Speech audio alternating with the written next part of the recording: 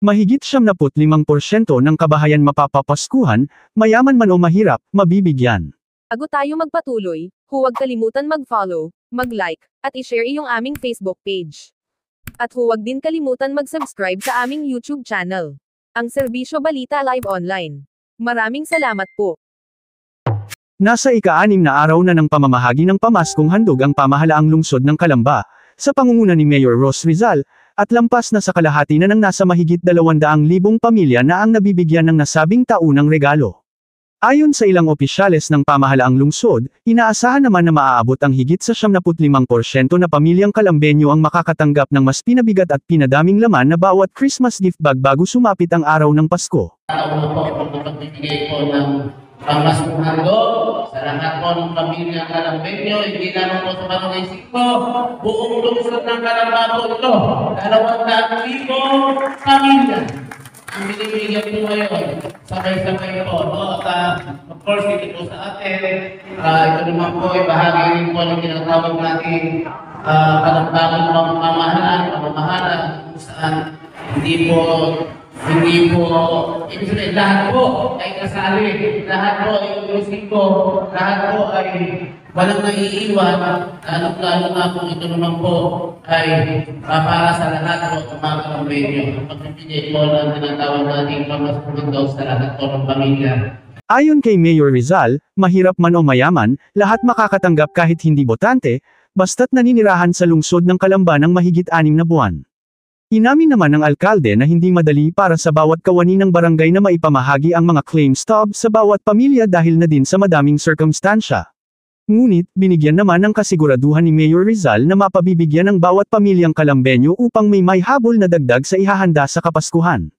Inabisuhan na din ng mga kapitan ng bawat barangay ang ilang mga residente na hindi nabigyan ng mga claim stub na makipag-ugnayan lamang sa kanilang tanggapan, at maisasama ang mga ito sa second batch na mga pabibigyan ng papasko. Alam niyo po naman na ang ating butihing mayor talagang napaka-supportive naman niyo sa lahat. Hindi lang po sa Barangay Pasiano kundi sa kabuuan ng Calamba. Ano po? Base po doon sa mga naghahabol.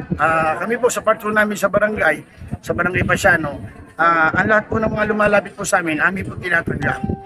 Siyempre, yung mga nagko-complain, hindi may iwasan po. Tinatanggap po namin, kinakausap, nililista po namin. Pero, siyempre po, titingnan po natin kung karapat-dapat po ba. Baka naman po mamaya, naghahabol, bago galing sila sa ibang barangay, nakatanggap na pala, bago hindi naman ho nakakatanggap dito, nakakadodoble po. So, siyempre, dadaan pa rin po tayo sa proseso. Ang ilang kapitan naman ay siniguradong nasa 75% ng mga pamilyang residente sa kanilang barangay, ang mga nabigyan ng Christmas gift bags, at naglaan ng mga takdang araw ng pamamahagi para sa bawat sitio sa kanilang lugar. Nangyari yung ngayong araw na ito, ang Barangay 5 po ay binubuo ng 10 purok. So lahat po ng purok na malapit tubig sa covered court, 5 purok po ang ginanap po ngayong araw na ito. At so, in 1 hour time natapos po lahat. So susunod naman po yung malapit naman po sa Barangay Hall, at yung medyo malayo sa Barangay Hall at sa court namin ay ibinaba na po namin mismo sa kanilang mga purok para hindi ho magsiksikan, hindi ho maghintay na matagal, mabilis ho nila matatanggap ang pamaskong handog mula po sa ating Mayor Ros. Tuwang-tuwa at nagpapasalamat naman ang mga residente ng Nuvali, isang eksklusibong subdivision para sa mga mayayaman, na nasasakop ng Barangay Canlubang, sa mga ipinamahagi sa kanila ni Mayor Rizal na mga pamaskong handog Christmas gift bags. Ayon sa kanila, mula noong umupo bilang alkalde si Rizal, ngayon lang nila naramdaman na kabahagi pa din pala sila sa lungsod ng Calamba. Idinagdag pa ng mga ito, na bagamat maliit na halaga ang nasabing mga pamasko, para sa kanila, isang patunay lamang na patas at pantay-pantay ang pagmamalasakit ng kasalukuyang administrasyon ngayon sa bawat pamilyang Calambeño. Samantalang, karamihan sa mga kapitan kasama ang bumubuo ng bawat pamahalaang barangay, ay sinikap na maging maayos at organisado ang oras ng pamamahagi ng mga Christmas gift bag sa kani-kanilang mga kabarangay.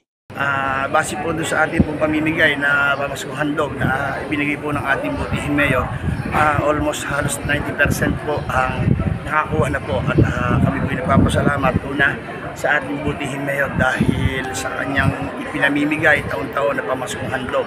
Hindi lang basta nagbibigay dahil every year po ay dumadagdag ang pinamimigay ng ating butihing mayor na pamaskong handog. Dumadagdagan po yung grocery. Kaya po nagpapasalamat ang bumubuo ng Barangay Pasiano sa pagbibigay po sa amin dito sa Barangay Suporta At siyempre po, ang inyong pong abalikod bilang kinatawan at kabarangay chairman ng ating pong barangay Pasya, nagpapasalamat din sa suporta na ibinibigay po ng ating Buti Mayor.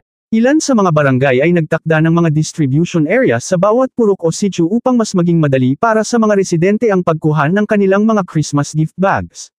Ang ilan naman ay kinailangan magtakda ng ilang mga araw upang mas epektibong maipamahagi ang pamaskong handog ng pamahalaang lungsod ng Calamba sa ilalim ng pangunguna ni Mayor Ros Rizal. Ian Almario, nag-uulat para sa Serbisyo Balita, dito lamang sa DZSB, ang himpilan ng katotohanan at paglilingkod.